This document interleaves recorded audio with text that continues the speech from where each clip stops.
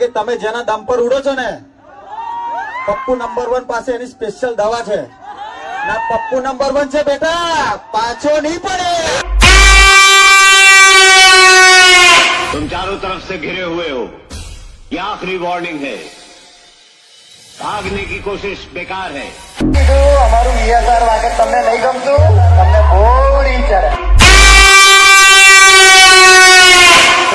પડી જા પડી નહીં જા, મારા કરે જાઓ.